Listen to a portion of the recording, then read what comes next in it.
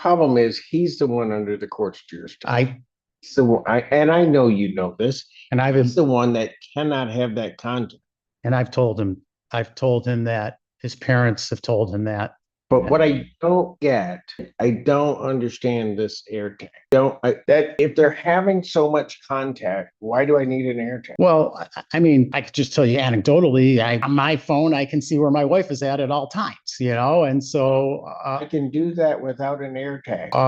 Yeah. All she would have to do is share her location with him, and he would know. There's just bad judgment here. I'm hoping the court could give him the proverbial second chance. I'm hoping that you could impress upon him the seriousness of this. But I'm asking you not to take him into custody, Your Honor. I just don't think it rises to that level. Let me just say this. I hear what you're saying about the contact, and that shouldn't even be happening. And I'm sure you're after about that. It rises to a different level when I'm tracking your whereabouts. That's my problem. Contained in the report from April 15th, authored by Community Corrections Supervising Agent Charles Mormon. I can give the court some background. Go ahead. Present here with his mother, who took her time out of her day to come see about her son. What was going on with him? He was working at, I believe it was Burger King on Stadium, Taco Bell on Stadium, and he worked 4 night shifts and 2 morning shifts, and his biological clock was thrown off by some of those hours.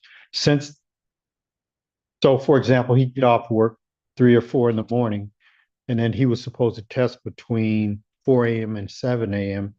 and fall asleep. But he'd wake up and then he'd test, and his tests were negative for any controlled substance. Why did he test it? I mean, there's a 3-hour window. You sleep after working a shift at kid, 24 years old, Your Honor.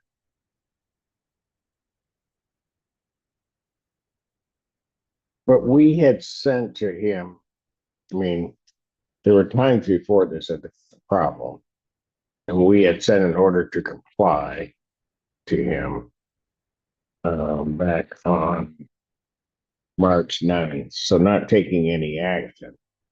And then he was good for about 10 days. And then proceeded to have 1, 2, 3, 4, 5, 6, 7, 8, 9. It's test. Missed, but they were compliant. No alcohol. If we're on page 2. I understand there's no alcohol, but I could consider these violations. He's supposed to test in that time window. And I've impressed that upon him, Your Honor. That's why he's here. Also, he's now left Taco Bell, and he's at doing landscaping, and he's advised his agent. So they adjusted or tried to accommodate his work schedule, landscaping now. And I have his works. How is that going to work? Landscape. That could be even more problematic. I talked to him about that, but he thinks that he's worked it out with his agent so that they now have a plan so that he's going to comply and test during the windows that you've ordered. Anything from the people? The court indicated the court is quite clear even on the April retrial there was not to be any more late tests, and unless we've gotten us late tests, I think the best way forward is frame tether. That way there can't be any late tests, and we continue monitoring the defendant. In his defense, Your Honor, he was seen by Mr. Statman and got his assessment on April 17th. So we are trying to move forward with the case. We're not dragging our feet, and I'm not changing the subject, but he's got a new job and he's trying to do better. And he's got his mama here in court today. Ma'am? Oh, I see her. All right. Did I miss anything? Okay. Only there was some time that he wasn't able to change the testing schedule when he switched jobs and switched schedule. I think that was an issue. And ma'am, for the record, what's your name? Sarah Ladd. Mother's Day is coming, Judge.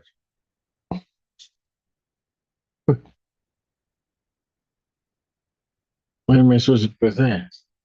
Mother's Day is coming. I mean, it says a lot. She's standing up for it. I get that, but I mean, I've got 14 missed tests. Yes, Your Honor. But no alcohol. She'll tell you he's not drinking.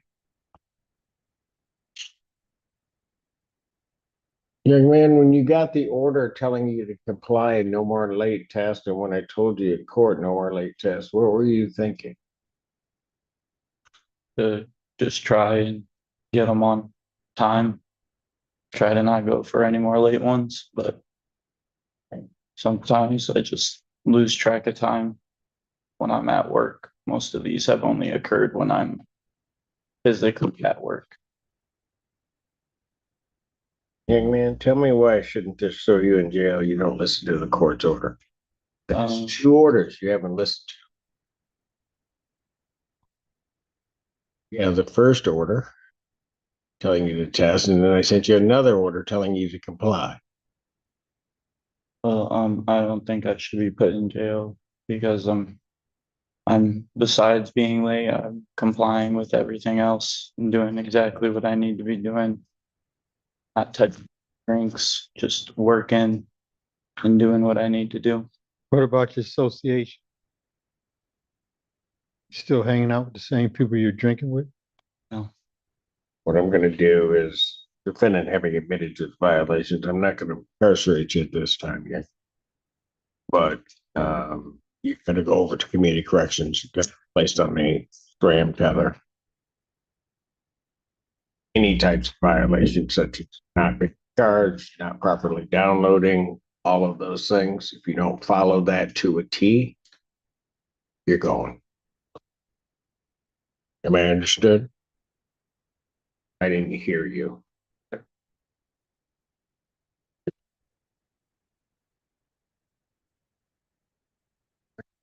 Thank you. Yeah. Do you have the unit with you? Yeah. You take that over and they'll fit you with the scram tether.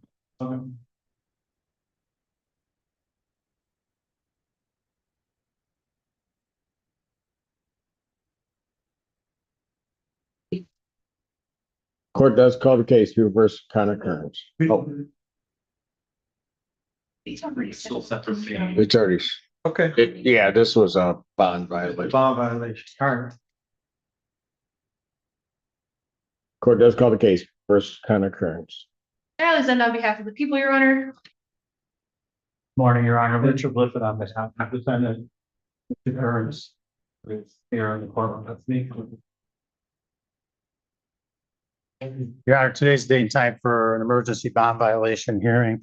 At this time, the defendant is going to acknowledge the allegations that are set forth in the complaint.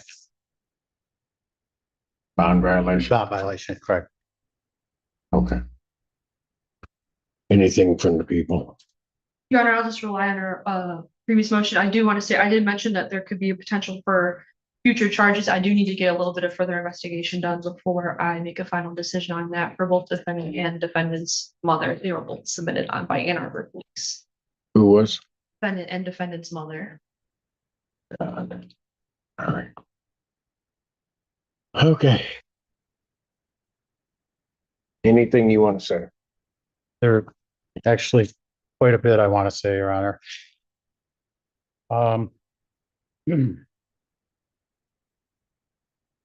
Defendant is the parent, is married to the victim in this case. There's a highly toxic and dysfunctional relationship with victim. The victim sought a PPO. There was never any allegation that there was striking, hitting, assaultive behavior in the PPO. There's more threatening behavior and things of that nature, but not like I've been punched or I've been hit or anything like that. In any event, the PPO was put into place earlier in the winter. The PPO obviously was at the choice of the victim. I'm just going to lay it out for you, Your Honor, and maybe in a way that's not helpful to my client, but I'm just going to lay it out for you. These people have been in nonstop communication with each other since the day the PPO was granted.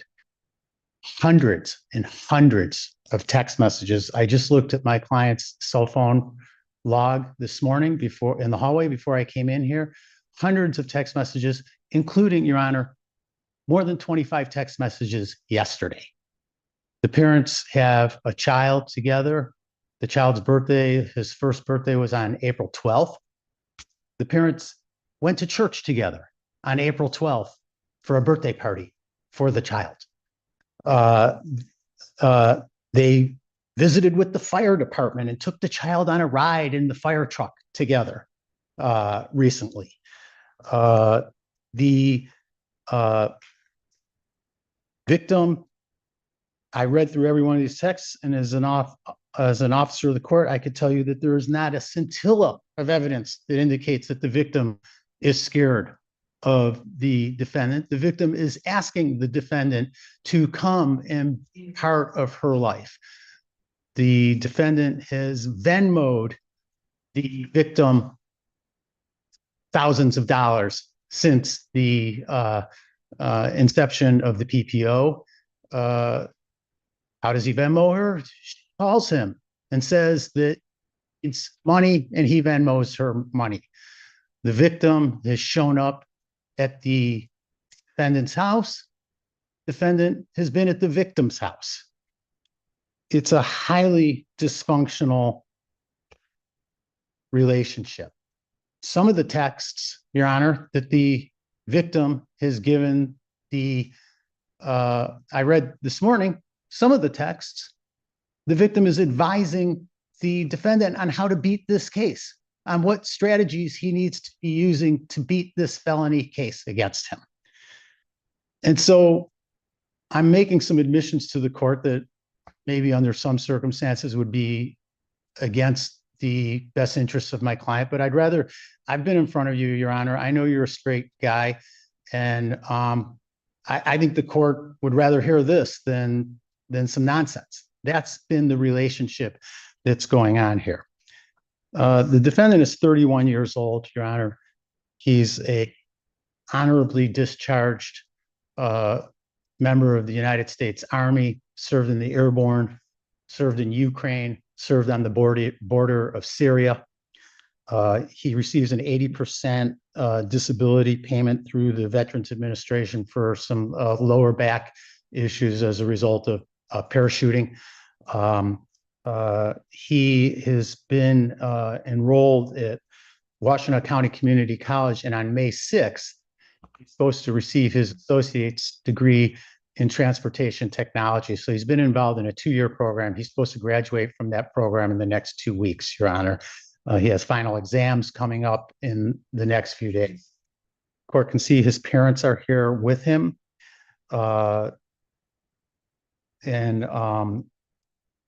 They share with me, and the victim and the defendant shares with me that there is some counseling that he can get through the VA that would probably be appropriate. As an attorney, and I know you're an attorney, it's frustrating to me that the defendant has conducted himself in this way. I've shared my frustration with him about this. It's just very frustrating that I can't impress upon him that, or I haven't been able to as of yet, that I don't care if she shows up at your house. If she shows up at your house, you run in the house and lock the door. That's what you do, and that's how you handle it. And so there's been some monumental bad judgment here. In regards to this allegation of an ear tag being put in her car, the defendant says that took place at his house with the victim participating in this. So, Excuse me? That he and her did it? That they did it together? he said that she came to his house unannounced in Ann Arbor, his parents' house where he lives. They discussed putting an ear tag in the car so he would know where her and his child is. And she said that that would be a good idea. And the ear tag was placed in the car. And That's true. Then why does she have concerns when it alerts her phone? because it's a highly toxic relationship, Your Honor. The parents are trying to evict the parents are in the process of evicting the victim from their condominium, where the former marital home. The parents are the owner of that home. They're in the process of evicting it. It's a cluster of incredible proportions that are happening here. The amount of legal fees in this case are eye-watering, Your Honor, and it's just. I think that I come here today asking that the defendant be given another chance, and I can't promise the court that he's going to be able to control himself to not communicate with this person. I think that this brings it to a level of seriousness that we haven't seen up until now. But I think that he deserves another chance. There's no allegation of physical. Well, and maybe counsel, and I get that they've got a child together and that there might be some conduct, although there shouldn't be. Hundreds and hundreds. Right, but the problem is he's the one under the court's jurisdiction. And I know you know this. And He's the one that cannot have that contact. And I've told him that his parents have told him that. But what I don't get is I don't understand this air tag. That if they're having so much contact, why do I need an air tag? Well, I mean, I could just tell you anecdotally, on my phone, I can see where my wife is at all times, and so I can do that without an air tag. Yeah. All she would have to do is share her location with him, and he would know. Your Honor, all I can tell you is I'm seeing texts as early as this morning at 9 o'clock, at 8 o'clock this morning, texts from the victim saying, I'm going to the prosecutor's office because this is all a big misunderstanding.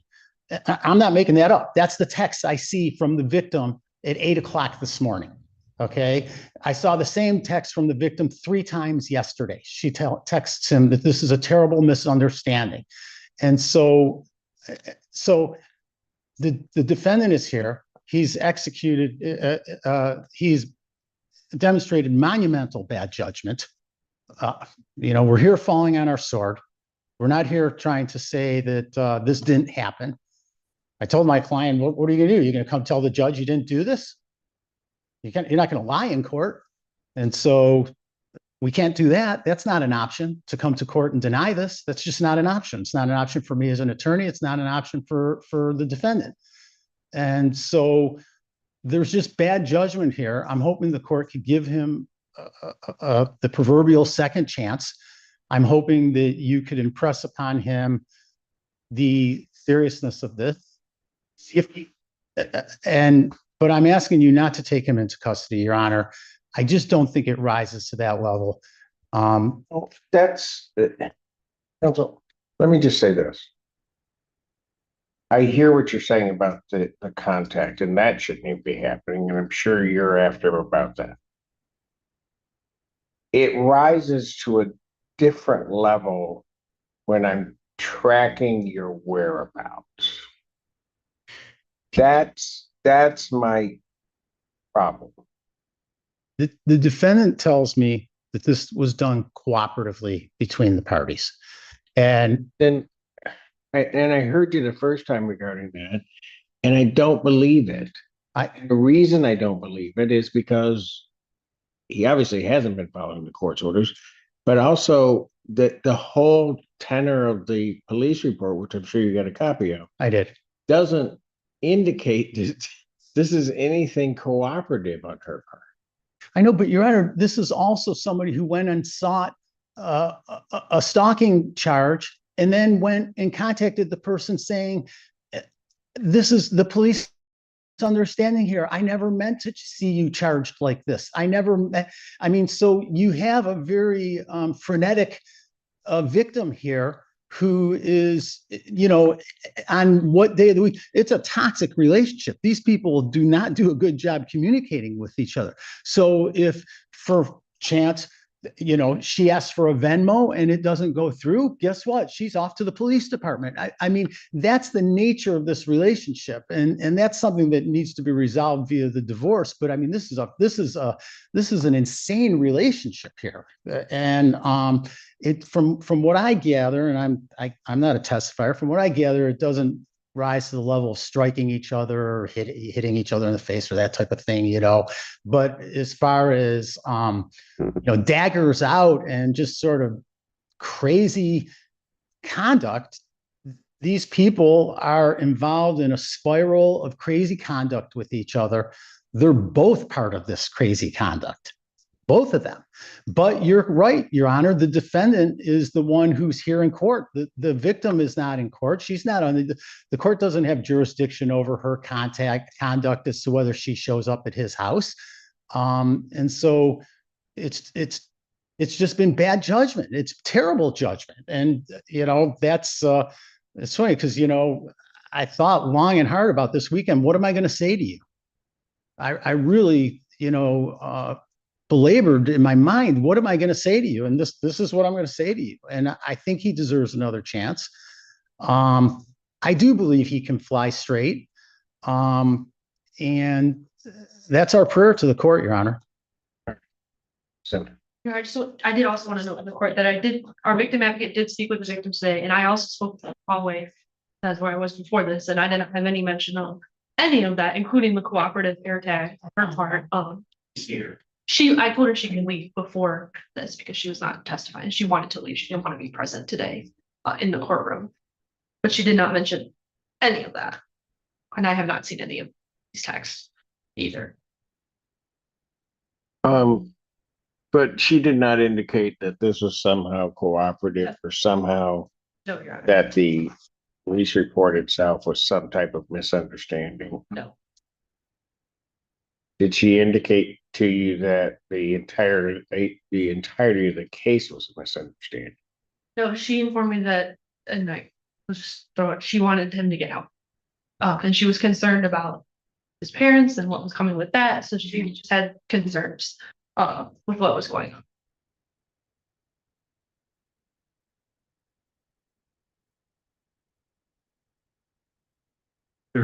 There's a highly conflictual relationship between parents and the victim as well. It's like, it's off the charts, Your Honor.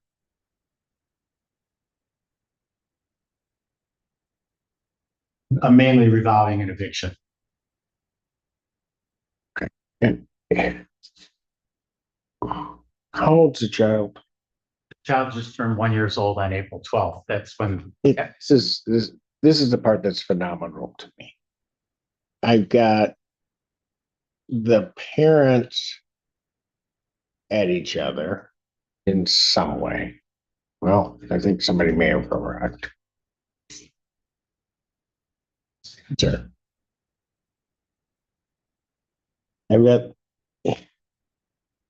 I've got the circumstance that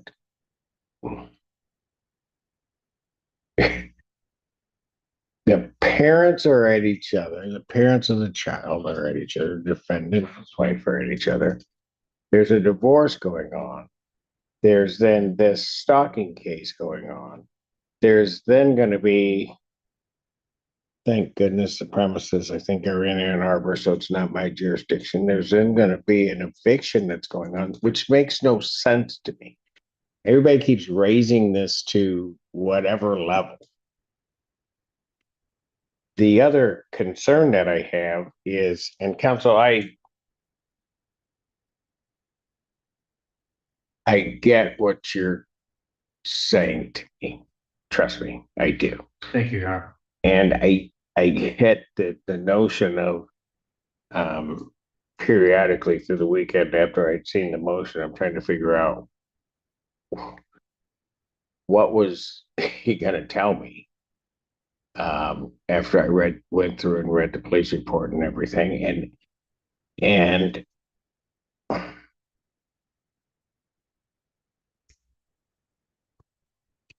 I don't want to necessarily escalate it, but I'm having a difficult time believing, with everybody operating with iPhones, that the purpose of that tag was as you said it was. She's here. If you want me to put her under oath, and then I'll figure it out that way. But if I get that clients tell attorneys things, and I get that then the attorney has to come up and you have to say what the client's telling you. I get all of that.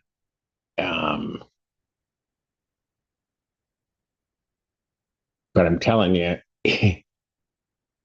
that notion of why that tag's there doesn't fit with anything I see in the police report. Doesn't fit, and maybe in certain relationships, doesn't fit with any common sense I know of, but that can happen.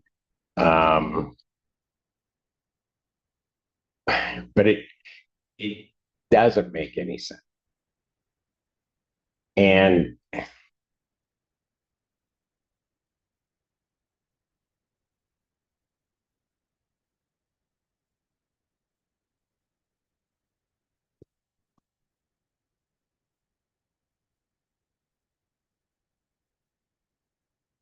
now that she's here and Miss Linda, I'm presuming available to testify before the court, if necessary.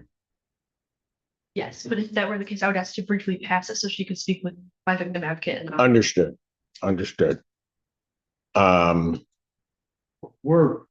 don't know. Well, hold on a second. I don't know if your client wants to change his position on what he's had laid to this court about that air tag.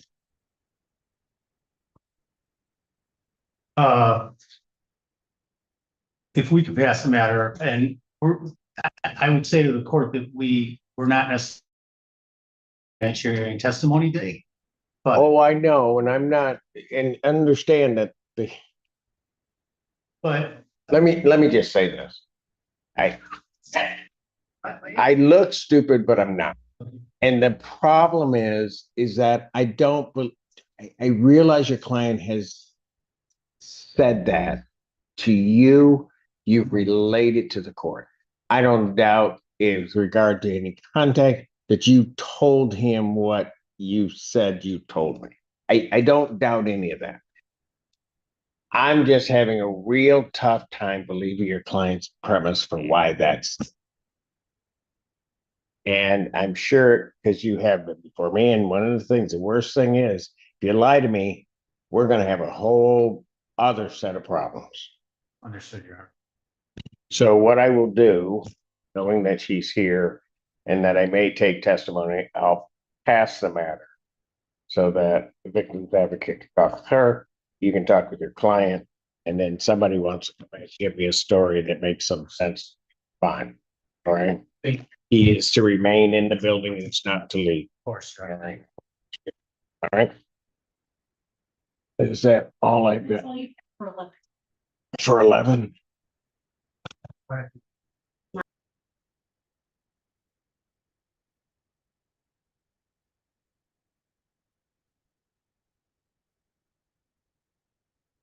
Court does call the case of the people versus Roberto Evans. that is then on behalf of the people, Your Honor. Ron Brown appearing on behalf of Mr. Hayes. Do I have to put that? No, we're good. Okay. Your name, sir? Roberto Evans. What are we doing? Your Honor, Mr. Evans did Dawn Farm program. I have a certificate of completion. You want to see it? No, I'm good. Okay. Your Honor, You guys have gone through the report. I've shared the report. No changes at this time. We'd ask you to file the record credit for time served, $125 statement. Sir, anything you want to say before I impose sentence? No. Sentence of the court, $5 statutory fee, 88 days in jail, credit 88, sir. Great, thank you. So, Thank you. Free. I know.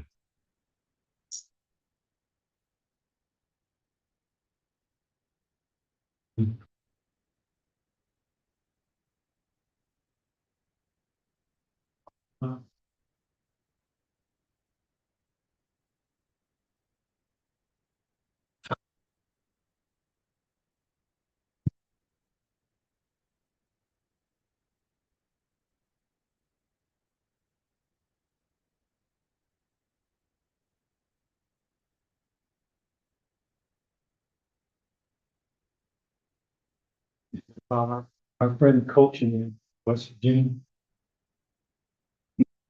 you know what? Court does call the case of People versus Kent Robinson. Alexander, on behalf of the people, Your Honor. Ron Brown appearing on behalf of Kent Robinson, Your Honor. Your Honor, I've shared the Her name? Ken Robinson. Thank you. Your Honor, I've shared the pre-sentence investigation report and recommendation. My client, I'd ask the court follow it. We don't have any changes. 125 fines and court costs, 93 credit, 93. Is there anything you want to tell me before I impose sentence? No. Sentence of the court, $125 statutory fee, 93 days credit, 93, sir. Thank you. Thank you. Oh, Your Honor. What'd you want? With my phone. This case is over, so this case isn't. Phone, it may be a different case. What, his phone privileges? Yeah, you snatched his phone privileges, but I told him, That's him. He messed up. yeah, he messed up. And now that the case is over, he should have those privileges restored. Am I correct? I don't know how many other cases it's on, He has one. whether or not they've been revoked on that case. So he's saying not on this case.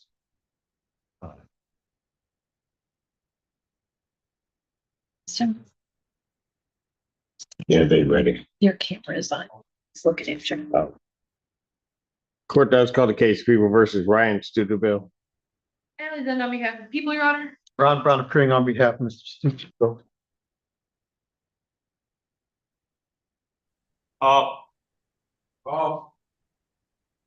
he's on Zoom. Yeah, he's on Zoom.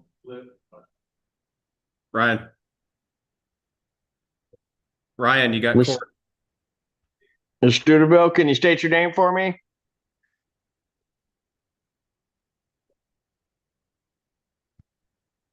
He's not responding, Judge. He's not responding, but he's there. What did you Yes. want to do on? I was trying to argue bond, but this may be a critical stage. And I'd ask the court he failed to appear for his final settlement conference. So we'd ask the court to set another one of those because this is a pre-trial, I believe. All right, but all right. Is it final settlement? Yes, it was final settlement conference. So jury final settlement conference will be set June 5th, 2026, 9 a.m. Jury selection, if necessary, will be June 8th, 2026 at 8:30. Both of those proceedings are in person. You weren't waking up. At this time, his bond will continue. You can file a motion regarding his release. Bond will continue. Thank you.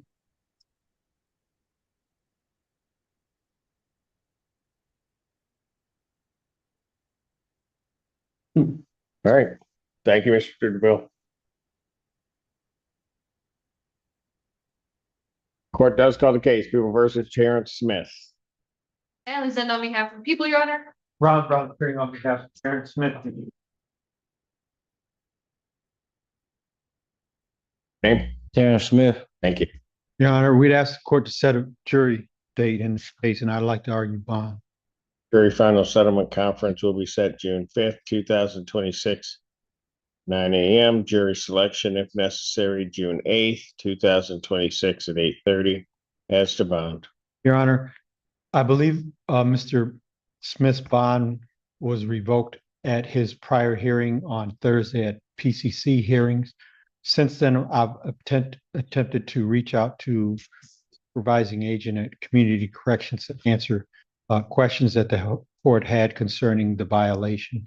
Specifically, my information is that Mr. Smith received word that he had been in violation at 1:50, at 1:58, 8 minutes later, exited the exclusion zone, Your Honor.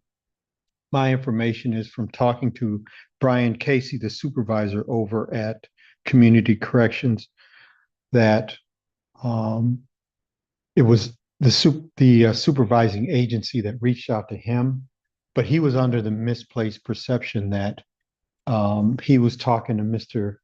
Brian Levitt, the supervising agent, but instead it was JSG, I believe, supervising agent for the tether company that he was speaking to in reference of the violation and his need to get out of the exclusion zone, in which he immediately did.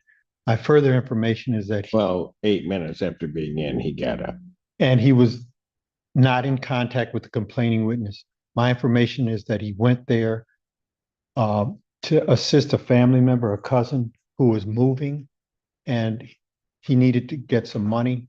And the reason that he went there was to assist in moving. But once he found out that the address that the cousin was moving from was within the exclusion zone, he left. No contact with the complaining witness whatsoever, Your Honor. My further information is that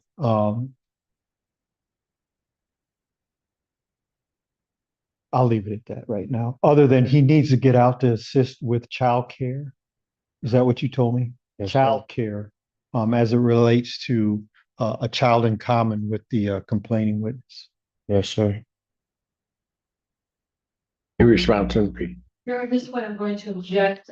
This violation of the exclusion zone is extremely concerning to people, given that this domestic violence case occurs at where the exclusion zone is, then he picks up another felony case for assisting and obstructing at that same location. And I have concerns now that he's going back to that area, is there for 8 minutes, and I don't know if he contacted his actual agent rather than just the JSC. It's not in the report, and he was there for 8 minutes. I attempted to contact the supervising agent on Friday, but was informed that he was out of the office.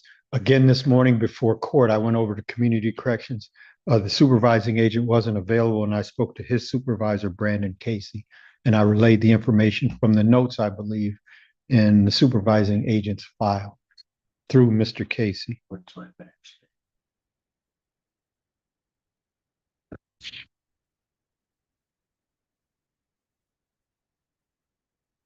Your Honor, Yes.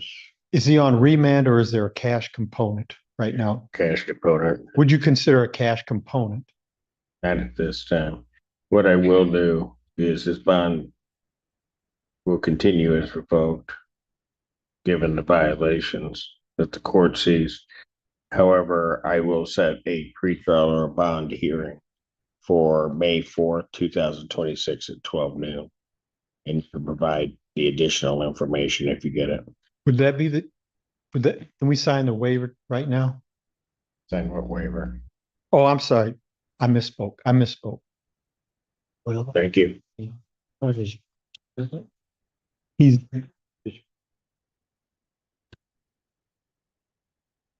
Yeah. The one. Great. Joe's here, Bernstein's here. Oh my goodness. I bet it's gonna be super quick. What? My man, it's gonna be super quick. But I Good.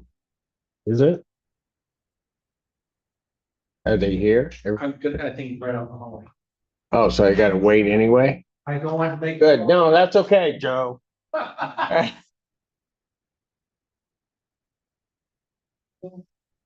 Oh, yeah, I was gonna let. A couple times to Pittsfield, and they're expecting a call from HVA, who supposedly has this video this week. Well, hopefully we'll have it this week. I will do my darndest. Okay. According to requested another adjournment of the pre-hearing. 4th or the 20th? Up here, both do. Oh, 11th? Yes. Will the 11th be better? That make one more week. certainly. During the matter of May 11th, 2026, 1 p.m. We'll continue. Thank you, sir.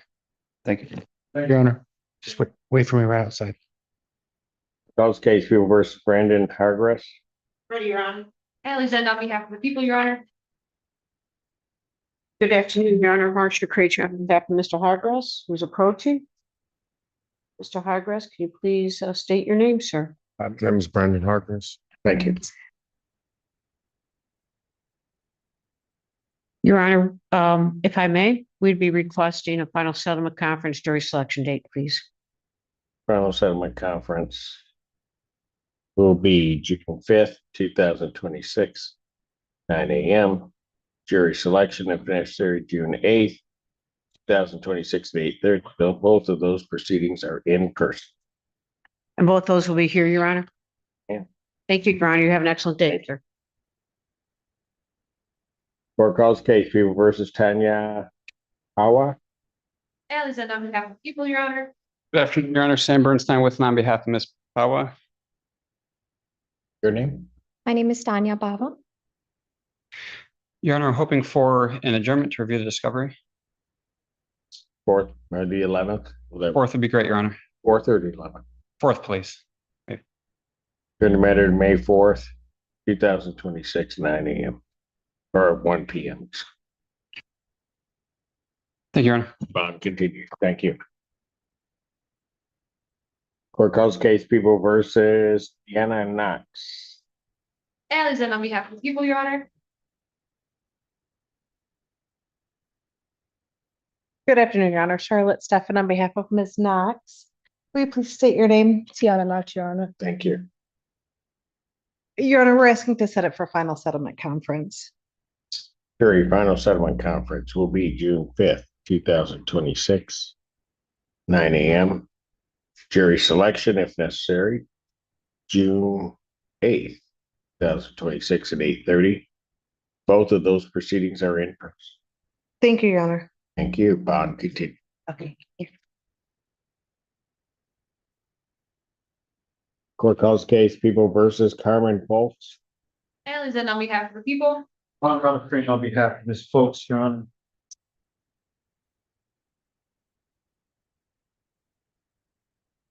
Please state your name. Carmen Foltz. Thank you. Your Honor, we'd ask the court to set final settlement conference jury selection. Jury final settlement conference, June 5th, 2026, 9 a.m. Jury selection, June 8th, 2026, 8:30. Both of those proceedings are in person. Thank you, Your Honor. Bond continue. Court calls case People versus Gonzalez. Alexander, on behalf of the people. Ron Brown appearing on behalf of Ms. Gonzalez, Your Honor. Your Honor, she has a fingerprint form that she was ordered to sign. Okay, that's right. She can file that at the counter. Okay. I didn't know if you wanted. I'll take. All right, what are we doing? Final settlement conference, Your Honor. Jury final settlement conference, June 5th, 2026, 9 a.m. Jury selection, if necessary, June 8th, 2026, 8:30. Both of those proceedings are in person. Thank you, Your Honor. Round continued. Court calls case People versus Derek Allworth. Alexander, on behalf of the people. All right, Your Honor. Can we pass the matter? He has some documents that he needs to share with the. I'll pass. Got him back? Yeah. Oh, permission. Court, Permission to approach. He just got him back. For the prosecutor. jury final settlement conference, June 5th, 2026, 9 a.m. Jury selection, June 8th, 2026, 8:30. Both of those proceedings are in person. Thank you.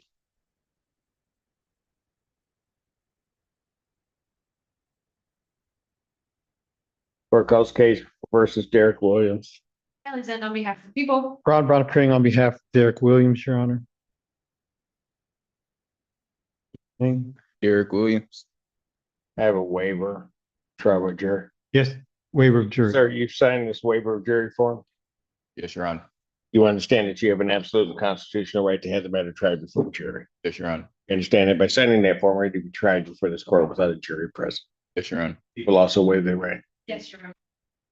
Based upon the statement of counsel and defendant, court will consent to have the matter tried before it. Without a jury, non-jury trial will be set for. May 27th.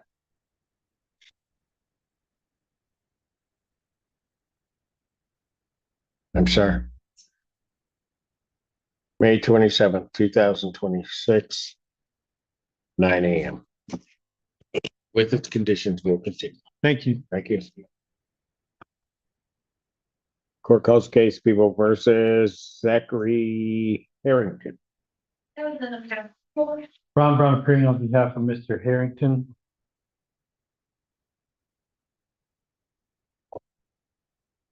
Your name?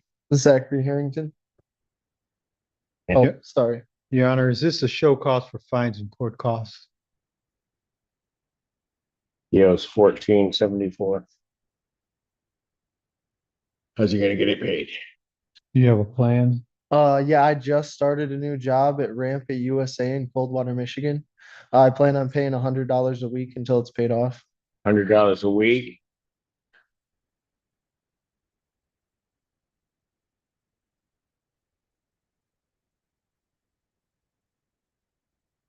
When are you gonna start that? Next Started the job then next week. I have a full paycheck coming next week. next week? The Yes, sir. 20 or the 30th or the 1st, actually. Then what I'll do is I'll put $100 per week beginning May 1st. I'll adjourn the show cause to give me 8 weeks.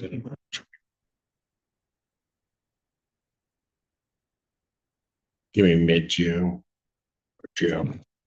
June 15th. Adjourn this to June 15th, 2026. 1 p.m. And sir, if you're caught up on all the payments, then you don't need to appear. Okay. Got it? All right. Should he stop at the counter to get ways to pay so he doesn't have to drive down? Either with a credit card. What? Stop at the counter to figure out how you can make, so you don't have to drive down. Oh, I've made payments over the phone before. Phone for Do it Great. online. Great. So for the phone, or you can do it. I think you can do these online. Thank you. You can also do it online. okay. So if you know how to use, you can get the code or the URL, and you can enter that, or we have a QR code we can get you. Okay. What? All right. All right. All right. Thank you. Yep. Court calls case People versus Zachary Verlet. Alexander on behalf of the people.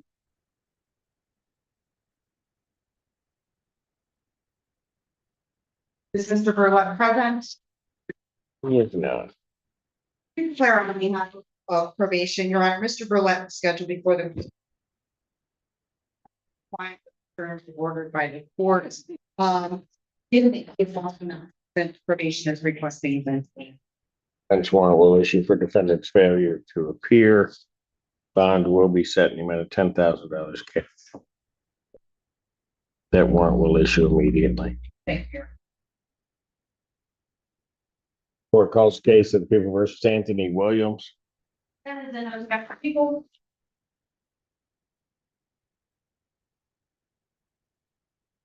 He's going. Ron Brown appearing on behalf of Anthony Williams.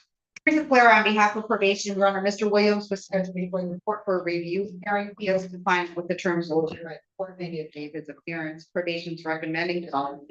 Continue with the next review hearing being set July 20th, 2026 at 1. So order. Court has called the case of People versus VJ Dandamudi. Then on behalf of the people. Chris Clare on behalf of probation, Your Honor, Mr. David Moody was scheduled before the court for a review hearing. He is compliant with the terms ordered by the court. I did waive his appearance from today. Probation is recommending that all terms continue with the next review hearing being set July 2026 at 1. Hearing no objection, so ordered. Court does call the case of the people versus Travis Oliver. And then on behalf of people. Ron Brown, on behalf of Mr. Holland. Teresa Clare on behalf of probation, Mr. Oliver, scheduled before the court for a review hearing. He is compliant with the terms ordered by the court, and I did waive his appearance. Probation is recommending that all conditions continue with the final review hearing being set June 6 at 1. No objection. So ordered. Court calls case people versus Anita Payne. And then on behalf of the people. Ron Brown. Teresa Clare on behalf of probation. Your Honor, This Ms. Payne courtroom was scheduled moment before the wasn't court for a loud, review. but it was uncomfortable in a different way. The issue wasn't just about rules, it was about behavior that didn't make sense. The judge pointed out something very clear. One person was under the court's jurisdiction, meaning they were the one who had strict restrictions, especially no contact. And yet, somehow, contact was still happening. Not just once, but repeatedly, even after being told by the court, by family, by everyone. That's when the confusion turned into concern. Because then came the question, why an AirTag? If both people are already in contact, already sharing information, already aware of each other's location, then what's the purpose of secretly tracking someone? The judge didn't raise his voice, but his point hit hard. He explained that you don't need an AirTag to know someone's location. People can simply share it willingly on their phones. So this wasn't about convenience. It was about judgment.